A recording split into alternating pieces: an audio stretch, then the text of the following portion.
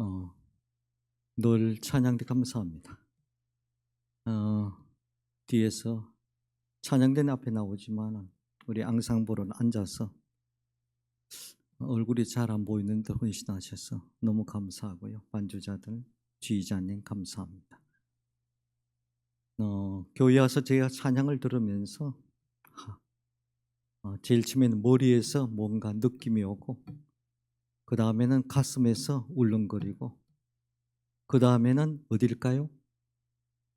눈이 움직이기 시작하는 것 같아요. 참 감동적인 것 같아요. 눈물이 고인다라는 말이 그런 것 같습니다. 늘 찬양대 너무 감사하고요. 이 찬양의 말씀만큼 중요합니다. 찬양을 통해서 옥문이 열리고 찬양을 통해서 기적이 나타나고요. 하나님의 임재를 느끼는 건데, 오늘 제가 앉아서 그런 느낌이었어요. 오늘 찬양대 찬양을 통해서 문이 열렸다. 그 다음에 들어가서 목사가 설교하면 되겠구나. 그래서 너무너무 감사함을 드립니다. 다시 한번 수고했다. 감사합니다.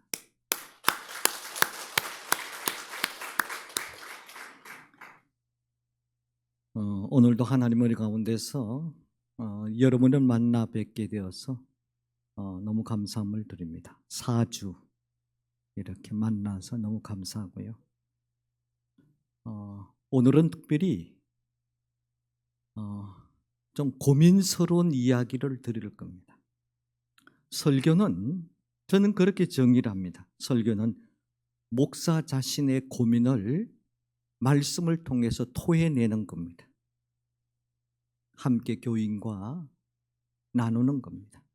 어떤 의미에서 제 고민이었습니다. 이것을 같이 나누는 것입니다. 오늘 제목을 소유보다 뭐라고요? 존재를 구하라 라고 말했습니다. 좀 어려운 단어 같은데 아주 쉽게 말하면 이런 겁니다. 소유, 무엇을 가졌는가 보다도, 소위 물건, 물질, 돈, 어떤 지위, 무엇을 가졌는가 보다도 존재, 내가 어떤 사람인가가 중요하다는 겁니다. 삶의 의미, 마음의 평화, 그리고 관계, 이건 존재에서 얻어지는 것입니다. 저는 항상 느낍니다. 무엇을 가졌는가 순간입니다. 내가 어떤 사람인가는 영혼과 직결되는 겁니다. 왜 예수 믿습니까? 신앙생활은 영혼을 위한 투자입니다. 인간의 삶은 순간이 아니고 영혼. 그 영혼은 세상적인 어떤 것으로 얻어지는 것이 아닙니다. 예수, 그 믿음으로 얻어지는 겁니다. 그래서 이 시간에 우리가 1시간 앉아 있는 겁니다. 제가 어느 날 이런 목사로서의 고민이 생겼습니다. 왜 교회를 다녔지만, 오래 이 교회를 다녔지만은 자기 마음대로 자기 기준대로 신앙생활을 하니까 뭐가 변화가 한계에 부딪힙니다. 변화가 일어나지 않습니다. 모태신앙입니다. 직분도 있습니다. 근데 주님께서 봤을 때 내가 어떤 한계점에 딱 부딪히게 될 때가 있습니다.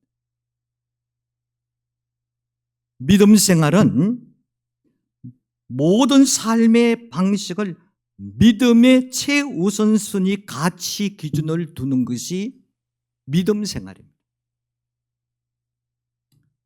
말씀을 듣고 말씀을 배워도 그 중에 자신에게 적합한 것만 취사 선택하고 믿음의 연소는 날로 늘어나는데 나이만 들었지 성품과 처신은 그대로 있는 사람이 있습니다. 어떤 의미에서 너는 어떻냐? 저도 포함입니다. 자기 신념과 자기 신조를 예수님에 대한 믿음이라고 착각하고 있는 겁니다. 그렇다면 도대체 무엇이 문제입니까? 왜 이런 현상이 일어납니까? 저는 이 현상 가운데서 목사로서의 느낌입니다. 먼저는 예수 믿는 목적이 기복신앙에 있기 때문인 것입니다. 복을 주십니다. 그러나 우선순위는 그게 아닙니다. 예수 잘 믿으면 복도 주세요. 오늘 팔복에서 말한 복 있는 사람은 심령이 가난한 자라고 말한 이 복의 원래 주님의 말씀하신 뜻은 이런 뜻입니다. 마카이오이라는 뜻은 두 가지 큰 의미입니다. 너희 인생이 운명에 예속되지 않을 것이다. 두 번째는 죽음은 없어. 영원한 것이야. 이 주님이 말씀하고 있는 복입니다. 재수가 없어. 나는 운이 없어. 나는 날 때부터 복 받을 인간이 아니야. 나는 이미 내 인생은 결정되어 있는데 운에 결정될 것이 아니라는 겁니다. 운명이 예속되지 않아. 너의 인생은 영원한 축복이 있어. 죽음이 끝이 아니야. 이것이 예수님이 말하고 있는 복이라는 의미입니다. 신앙의 목적을 복받는 것이 아니라 말씀에 따라서 내 자신을 변화시키는 겁니다. 변화입니다. 뭔가 변화가 되어야지 생활이 어렵고 힘들고 고난과 시련이 닥쳐도 흔들리지 않습니다. 왜? 그것이 나의 인생의 전체가 아니기 때문에. 여러분, 아파트가 여러분 인생의 전체는 아니잖아요. 돈이 인생은 전체가 아니잖아요. 그거는요, 실감이 안 나면요, 조금 기다려 보세요. 여기 30대 혹시나 있으면, 40대 있으면 한 30년만 기다려 보세요. 그 피부로 와닿을 거예요. 성령님이 주시는 거룩한 고민 없이 말씀을 듣는 습관도 문제라고 생각합니다. 첫째는 기복신앙이 문제예요. 복받아야지 복받아야지 하다 보니까 자기 변화에 대한 관심이 없어. 두 번째는 성령께서는 뭐 하시는 분이십니까? 목사님이 축도할 때 마지막에 성령님의 감동, 감화, 교통, 역사 이렇게 말하잖아요. 성령이 주시는 감동, 감화에 대한 고민이 없이 신앙생활하는 사람입니다. 말씀은 우리에게 늘 때로는 감동 줍니다. 그 감동이 때로는 찔림이라 할 수도 있고요. 여러 가지 방법 준다면 거기에 대해서 한 번 정도는 고민을 해야 됩니다. 내가 그렇지. 내가 이렇게 살아서는 안 되잖아. 내가 왜 이러지? 변화는요, 많은 생각이 아닙니다. 변화는 깊이 생각해서 나오는 겁니다. 엄밀하게 말하면 성경 말씀과 신앙물로는 무엇을 많이 쌓는 도구가 아니고 자신을 깎는 도구입니다. 다시 말합니다. 하나님 말씀은 무엇을 쌓는 소유적인 개념이 아니고 이 말씀을 통해서 내 자신을 만들어가는, 깎아내는 것이에요. 말씀을 통해서. 깎는 도구란 말입니다.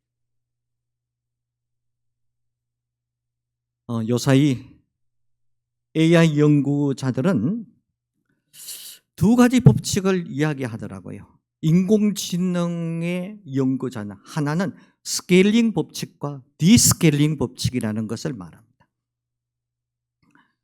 AI 연구자들은 오랫동안 더 크고 더 강력한 AI를 만들기 위해서 굉장히 노력을 합니다. 더 많은 데이터를 학습시키고 저장을 해서 인공지능의 능력을 향상된다라는 사실은 스케일링 법칙이라고 말합니다. 어떻게 하든지 많은 지식의 정보를 잡아넣는 겁니다. 실제로 여러분이 쓰고 있는 챗 GPT라든지 제미나이라든지 클로드 같은 것은 최첨단의 생산형 인간지능을 이룬 스케일링 법칙에 충실한 결과물들이 여러분이 쓰고 있는 것들입니다. 그런데 얼마 전부터 다소 반대 방향으로 보이는 개념이 등장했습니다. 바로 이것이 디스케일링 법칙입니다. 이 디스케일링 법칙은 접두사 D라는 것은 없애다, 줄이다라는 뜻의 의미를 가지고 있는 겁니다. 무조건 정보를 많이 잡아 넣는 게 중요한 것이 아니라 많은 것 때문에 혼란이 없고 진실성이 상실되기 때문에 저장이 중요한 게 아니야. 많은 게 중요한 게 아니야. 그래서 디스케일링 법칙을 이야기합니다. 사실 너무 많은 자료 때문에 복잡성, 이 문제성이 계속해서 일어나고 있습니다. 가정의 자녀들에게 일어나고 있습니다. 지금 아이를 키우는 여러분, 나중에 엄마 보고 마마 하지 않고요, 인공지능 것 보고요, 마마 할 때가 올는지 몰라요. 농담이 아닙니다. 실질적인 현상입니다.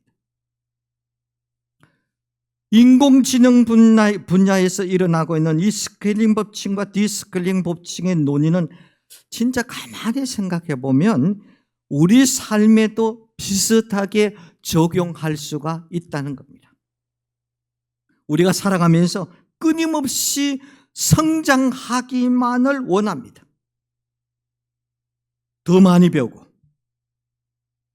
더 높은 자리에 오르고, 더 좋은 직장을 이동시키고 더 큰 역량을 가지기를 원하는 것입니다.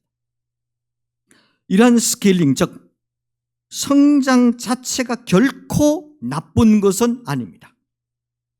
그러나 기억하세요. 모든 성장에는 언제나 검은 그림자가 따라다닙니다. 규모가 커질수록 책임도 커집니다. 영향력이 커질수록 유혹도 많이 다가오는 겁니다. 지식이 많아질수록 교만의 위험도도 커지는 것입니다. 능력이 커질수록 그것을 잘못 사용할 수 있는 가능성도 커집니다. 요새 텔레비를 보세요. 볼 때마다 아유, 내가 그래도 저 자리에 안 나타나서 감사하다. 다 지식적으로 사회적인 지위로서 돈도 많고 다 한 사람이 텔레비 딱 켜자마자 시작이야. 신경질 날 정도로 좀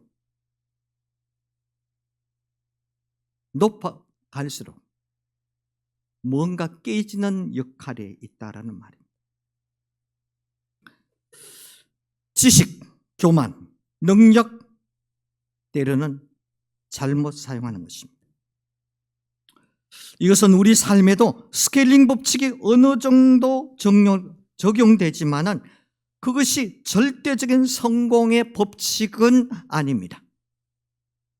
그래서 인생의 어느 시점부터는 우리에게 새로운 질문을 던지게 됩니다.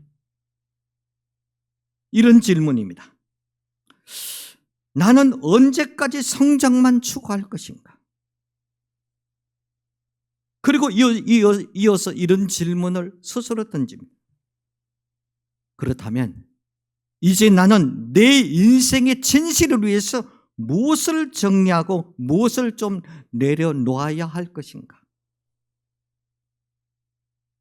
계속해서 더 많이 가지려고만 하면 여러분 삶이 되게 복잡해집니다.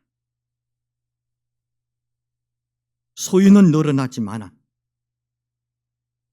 평안은 줄어들기 시작합니다.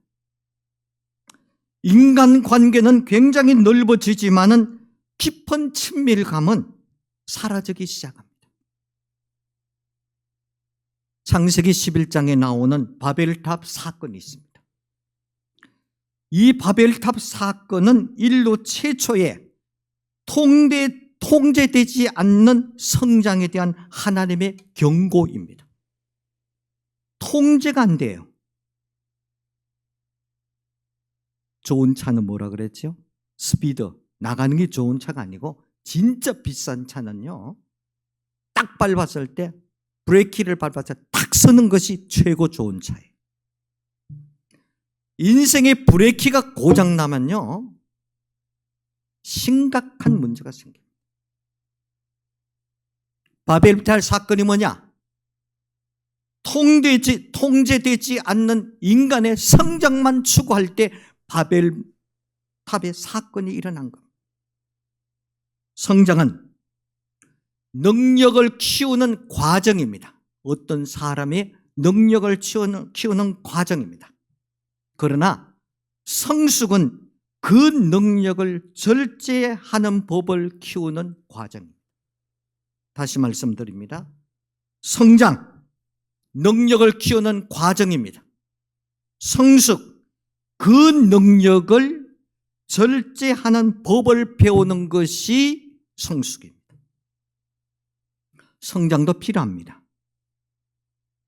성장은 한계가 있습니다. 제가 앞에서 질문 던진 거 있잖아요. 나는 무엇을 정리하고 무엇을 내려놓을 것인가? 이건 성숙한 자만 던지는 질문입니다.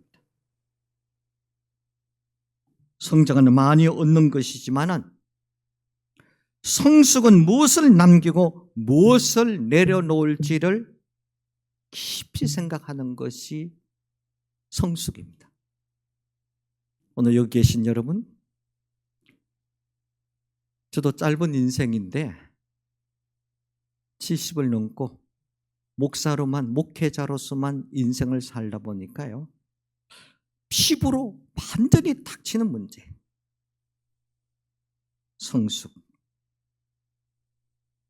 성숙을 놓치면 많은 행복을 놓치게 됩니다. 오늘날 AI 분야도 안전을 위해서 성숙에 대해서 고민하기 때문에 디스케일링 법칙이 나온 겁니다. 우리 역시 욕심을 따라 끊임없이 커지는 사람이 되기보다는 하나님 앞에서 왜 말씀을 듣습니까? 왜 설교를 듣습니까? 하나님 앞에서 불필요한 것을 내려놓고 비우면서 더욱 지혜롭고 성숙한 사람이 되기 위해서 말씀을 듣는 겁니다. 오늘 이 자리에 온 겁니다. 이 자리에 앉아 있는 겁니다. 말씀은 칼날과 같이 나를 깎아냅니다. 오늘 본문 말씀으로 들어갑니다. 오늘 본문인 인산상수훈, 산상보훈, 팔복이라고 말합니다. 8가지 복에 대한 이야기입니다. 이 팔복은 단순히 도덕적 계율이나 교리를 넘어서 하나님 백성으로 세상에서 어떻게 살 것이고 어떤 것을 바라보고 살아야 할 것인가에 대해서 근본적인 삶의 질문을 던지는 내용입니다. 어떻게 살아야 될 것이냐, 그리고 어떻게 바라보고 살아야 될 것이냐, 삶의 방법, 동시에 인생의 나침반을 가리키고 있는 내용입니다. 이 그리스도인은 바른 행복관, 예수 믿는 사람들의 바른 행복과는 소유는 아닙니다. 존재 추구의 삶에 대한 가르침을 이야기하고 있습니다. 세상은 소유로 인생의 가치를 평가합니다. 가치는 삶의 우선순위가 뭐냐는 것이 가치라는 단어입니다. 소유가 필요 없다는 말이 아닙니다. 돈이 필요 없다는 말이 아니에요. 물질, 돈 다 필요해요. 그러나 그것이 내 인생의 우선순위, 가치, 순위에 첫 번째에 놓게 되면 불행하다라는 말입니다. 그리스도는 소유보다 존재의 우선순위를 두어야 됩니다. 크리스찬이라는 이름 자체가 물질이 아닌 문자 그대로 크리스토스, 그리스도에게 속한 사람, 그리스도를 따르는 사람이 크리스찬입니다. 그리스도인이란 뜻입니다. 곧 예수님이 내 인생의 모든 가치의 우선순위입니다. 우선순위. 첫 번째에 놓고 있습니다. 세상은요, 소유가 행복의 기준이라고 말하지만 과연 그렇습니까? 도리어 소유를 추구할 때 오는 불행의 요소들이 있습니다. 저는 많이 봤습니다. 아니, 지금도 보고 있어요. 불행의 요소가 뭡니까? 소유 때문에.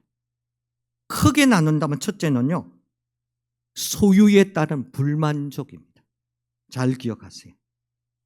불만족입니다. 이제는 이만큼 가지면, 이만큼 소유하고 누렸으면 하나님 감사해요. 감사해요. 여러분 인생의 30년 전을 생각해 보세요. 힘들 때를 생각해 보세요. 참 감사하고 만족할 만 하는데 아무리 많이 가졌어도 남들이 가진 한 가지가 없기 때문에 불만족스럽습니다. 왜 내 가정에, 내 인생에 불만족의 씨앗이 자라나는가? 많은 것이 아니에요. 비교 속에서 하나가 없기 때문에 불만족. 친구에게 갔더니 50평, 70평 아파트에 나는 50평 아파트야. 50평 아파트 대골 같아. 70평, 20평 때문에, 때는 5평, 10평 때문에 진짜로 감사하고 만족해야 될 것이 상실된다. 제가 꼭 부탁을 드립니다. 혹시나 사거리세든지 전세든지 독채이든 간에 지금 현재의 삶이 어떤 상황이든지 오늘 가면서 하나님 감사합니다. 만족합니다. 이렇게 한번 고백했어요. 여러분보다도 하나님이 여러분을 더 잘 알아요. 필요하면 주실 거예요. 그런 믿음 없어요? 하나님이 누구예요? 아버지의 아버지. 아버지라니까요. 아버지는 아들과 딸이 무엇을 생각하고 무엇을 필요한가가 진짜 사랑하면 늘 생각하는 거예요. 내가 안 먹더라도 관심이. 도리어 때로는요, 얘들아 그거 필요하지? 내가 말도 안 하는데 아버지 엄마는 알고 있어. 늘 관심이. 또 하나는요, 첫째는 불만족이, 두 번째는요 소유에 대한 따르는 불안입니다. 불안. 소유가 충족되는 순간 찾아오는 인간에게 첫 번째의 심리가 뭐냐? 바로 불안이라는 심리가 그 손님이 내가 전혀 원하지도 않는데 찾아오기 시작합니다. 곧 내가 지금 소유하고 있고 있는 이 자리 위치가 언제 사라짐도 모르는 소유에 대한 불안감입니다. 제가 어떤 사람에게 이야기했어요. 진급을 했어요. 뭐 과장해서 그 다음에 올라가서 상무까지 올라갔어요.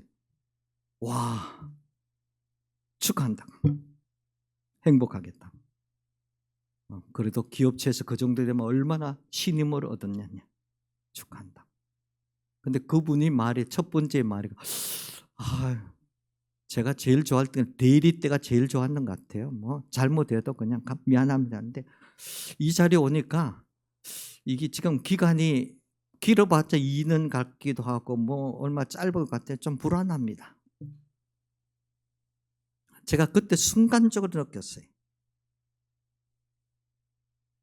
내가 얻은 것에 대한 사라짐에 대한 불안감.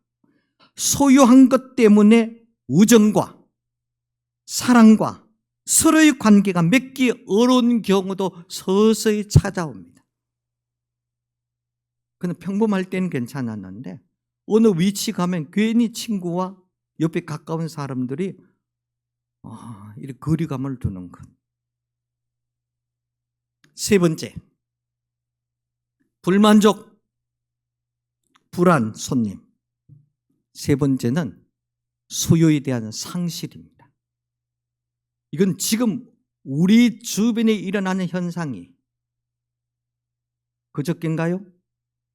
의정부에서 40대 50대 형제가 싸워서 그냥 둘이 다 자살해버렸어요.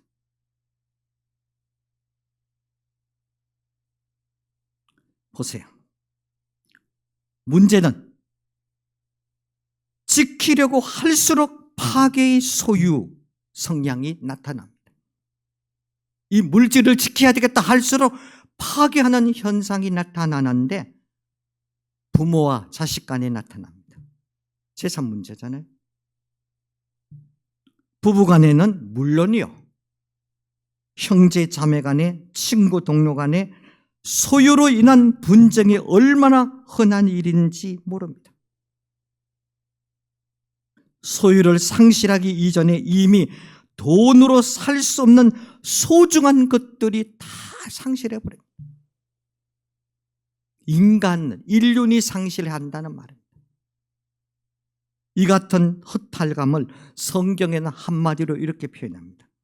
누가복음 12장 20절 말씀에 보면 어리석은 자여 오늘 밤에 네 영혼을 도로 찾으리니 그러면 네 준비한 것이 누구의 것이 되겠느냐?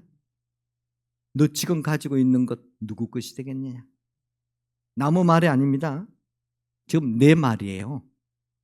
나의 일입니다.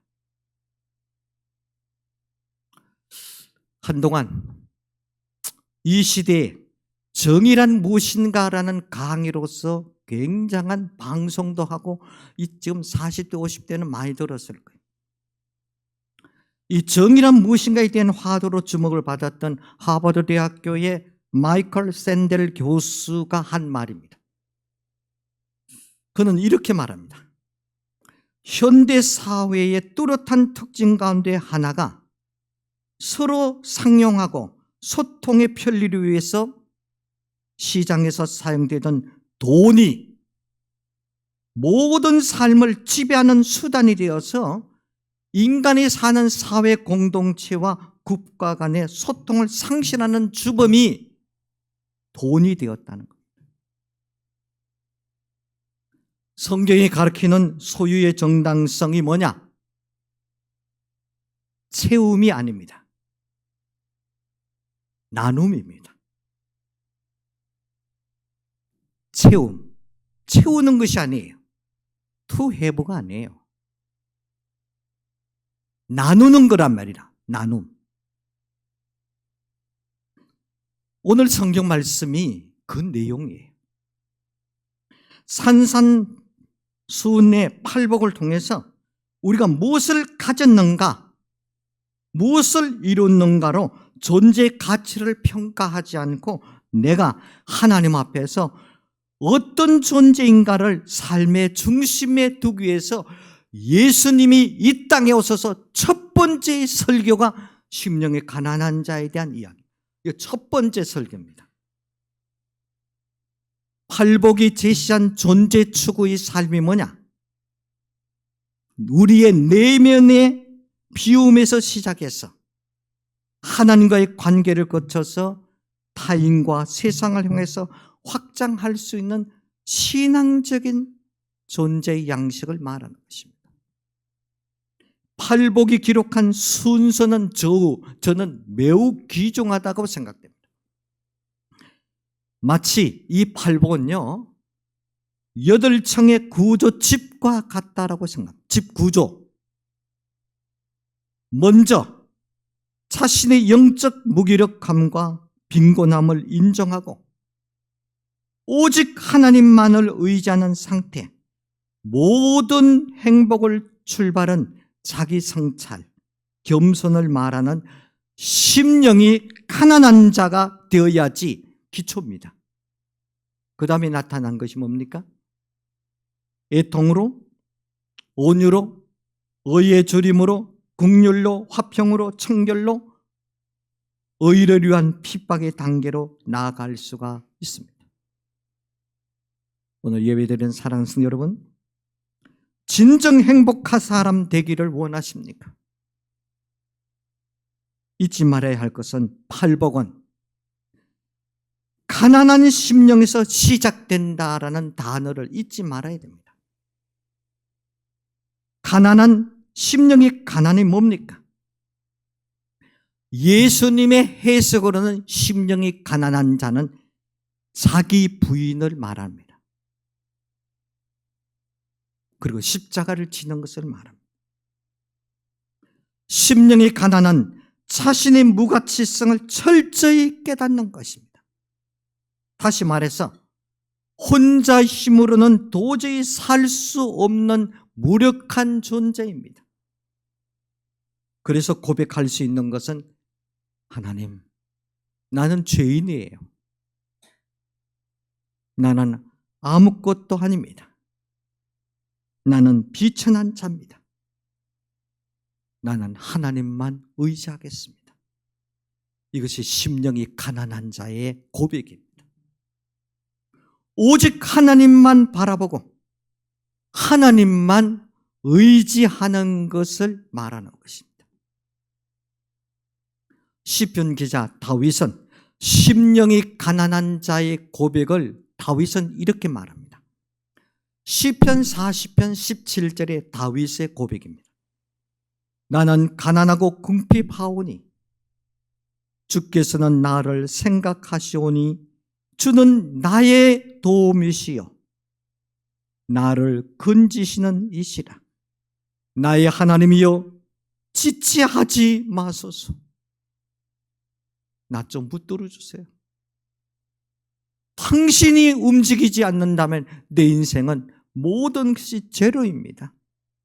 지체하지 마시고 나 좀 봐주세요.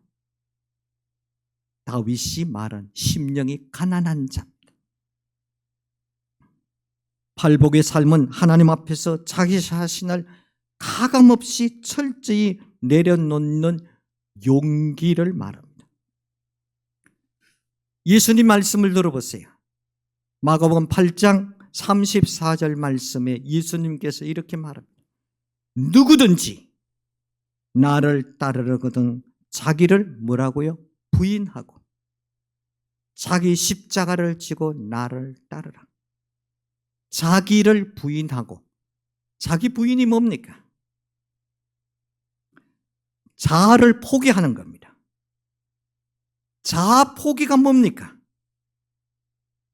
아주 쉽게 말한다면 누가 나의 인생을 통해서 드러나기를 원하는가 하는 것.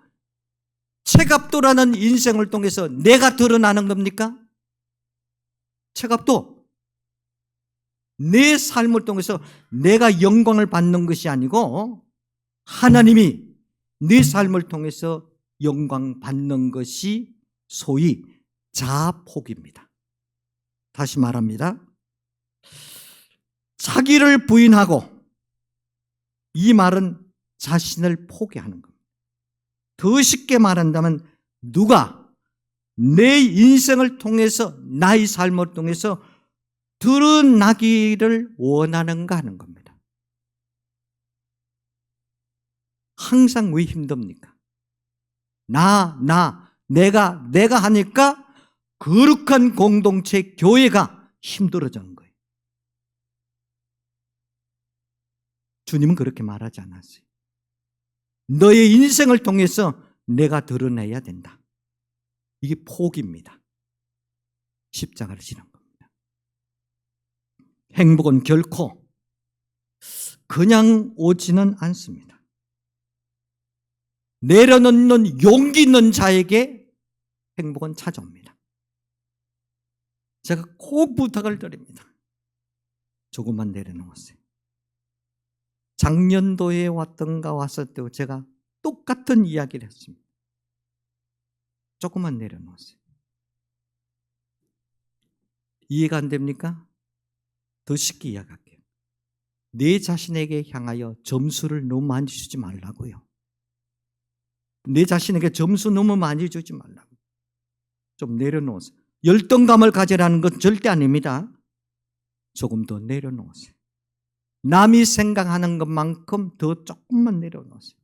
누가 대단하네요. 아니에요. 생각만큼 저는 부족한 게 많습니다. 내려놓는 겁니다. 올려놓는 순간 여러분 행복은 깨집니다. 실질적으로 난 60점밖에 안 냈는데 자기가 스스로 80 올려놓으면 20이라는 이 갭 때문에 인생을 불행하게 삽니다. 그렇게 살지 말라고요. 그냥 조금만 더 내려. 그러면 행복한 겁니다. 계산하지 않는 사람, 인생에 계산하지 않는 사랑과 배려가 내 주변에 많은 것을 내려놓은 사람들이 있기 때문에 나라는 존재가 있는 겁니다. 첫 번째 누굴까요? 아버지, 어머니, 가족들이 있습니다. 스승이 있습니다. 선배들, 누군가가 나보다 먼저 가난을 자청한 사람이 있었습니다. 내 가진 것을 나를 위해서 쓰지 않고 이렇게 드러내지, 너를 위해서, 이웃을 위해서, 자식을 위해서 했기 때문에 내가 있는 거예요. 나보다 먼저 스스로를 가난으로 자청한 사람, 소위 이해타산의 소유를 구하지 않고 사람 그 자체를 그대로 받아주는 누군가의 존재 추구가 있었기 때문에 오늘 내가 있다라고 생각됩니다. 말씀을 정리합니다. 무엇보다도 이 존재 추구의 절정이 누굴까요? 예수 그리스도의 십자가입니다. 나의 어떤 죄악에도, 나의 어떤 삶의 반항에도 나 없이는 못 살 것처럼 나를 찾아 하나님이신 예수 그리스도가 세상에 오셔서 지금 이 시간에 성령을 통해서 우리와 함께하고 있는 겁니다. 그리고 예수님은 십자가의 죽으심으로 나를 살린 겁니다. 성경은 하나님께서 세상과 한 몸 된 나를 그토록 사랑합니다. 요한복음 3장 16절에 뭐라고 말했죠? 하나님이 세상을 이처럼 사랑했다. 독생자를 주셨으니 이는 그를 믿는 자마다 멸망치 않고 영생을 얻게 하려 함이라고 말합니다. 세상, 좁게 말하면 나 자신을 말하는 겁니다. 고집스럽고 항상 반항적인 나, 항상 왜요? 질문을 던지던 나를 향해서 그래도 나는 너를 사랑해. 이게 하나님이시란 말이에요. 하나님과 동등한 위치, 하나님과 동등한 권세, 누리고 있는 모든 소유를 내려놓고 이 땅에 오시면 안 되는 분이 예수님이십니다. 그분이 이 땅에 오셨단 말입니다. 바울은 빌립보서 2장 6절에서 7절 말씀에 그는 근본 하나님의 본체이시나 하나님과 동등됨을 취할 것으로 여기지 아니하시고 오히려 자기를 비워 종의 형체를 가지사 사람들과 같이 되었다. 비움입니다. 채움이 아니었습니다. 천지를 지으시고 다스리시는 하나님께서 우리를 위해서 아낌없이 자기 존재를 내어놓으신 분이 예수, 우리가 믿는 예수님이라. 예수님께서 목숨 걸고 존재를 추구하셨다면 오늘 예수를 믿는 크리스찬들이라면 우리 역시 목숨 걸고 존재를 추구하며 사는 것이 당연하지 않습니까? 아니, 폼이라도 재야 되지 않겠어요? 여러분 어떻게 살고 있습니까? 불안, 불만, 상실을 힘들어하지 않습니까? 때는 매일 일상 속에서 팔복의 행복을 스스로 내가 누리고 있는지. 존재 추구의 시작은 언제나 심령이 가난한 마음에부터 시작된다는 것을 꼭 기억하시기 바랍니다. 채움이 아닙니다. 소유가 아닙니다. 내려놓음입니다. 버림입니다. 여기 계시는 우리 부모님들 똑같은 마음인데 내가 갖고 있는 것보다도요, 내가 사랑하는 내 자녀가 내 가진 것을 받아줬을 때, 쓸 수 있을 때, 그 기쁨은요, 부모가 된 사람만 느껴볼 수 있는 기쁨이에요. 소유가 아니잖아요. 그래, 필요해? 반지라도 옛날엔 빼주면서, 그래, 어떤 반지인데? 그래, 네가 행복하면 돼. 이거는 채움이 아니고 내려놓음과 오는 행복감입니다. 이것이 예수님의 첫 번째 설교입니다. 이 말씀을 놓치면요, 평생 예수 믿어도 성숙의 한계에 딱 부딪힙니다. 욕심만 꽉 찹니다. 조금만 문제가 생기고 가정에 경제적인 손실 오면 곧 죽을 것 같이 말해. 아이고 뭐 주님이 계시니 안 계시니 뭐 기도 응답이 있으니 전 제발 그런 소리 하지 말라고요. 그 순간에 이렇게 생각해서 하나님이 나에게 복을 주시기 위해서 나를 깎는 순간이구나. 깎아내는 순간이구나. 그렇게 된다면요, 속으로 그렇게 크게 기도하세요. 소리 내면 더 크고 감사하고요. 하나님 감사합니다. 또 뭐 주시려고 이렇게 힘든 고난을 겪게 합니까? 이게 해답이에요. 이게 성경이 말하는 답이라니까요. 이게 소유가 아니고 채움이 아니고 내려놓는 답입니다. 그런 축복을 누리면서 살아갈 수 있는 여러분들이 꼭 되시기를 바랍니다. 굉장히 저도 4주 동안 여러분을 만나게 돼서 굉장히 기쁩니다. 다음 주는 제가 멀리 창원을 갑니다. 풍기에서 창원까지 11시 예배에 설교 간다면 일찍 떠나요. 또 천국 가서 만나볼 사람들을 미리 이렇게 만나본다는 것은 얼마나 행복합니까? 다음 기회가 또 없을는지 있을지 모르지만 없더라도 천국 가서 만날 때 좀 아는 척 좀 하세요. 제가 꼭 부탁은 좀 아는 척 하라고요. 알면 내가 돈 들이고 내가 사줄 테니까 천국 가서도. 우리가 이 가족이에요. 이 가족이라니까요. 하나님 앞에 우리 모두의 가족, 이 기쁨을 누리며 살아가고요. 제가 오늘 말씀을 다 못한 내용은요, 우리 권지사님에게 오늘도 찬양을 부탁했습니다. 이 찬양을 통해서 그냥 오늘 말씀을 듣고 채우시기 바랍니다. 기도하겠습니다. 하나님 아버지, 오늘 주신 말씀을 온 성도들이 들었습니다.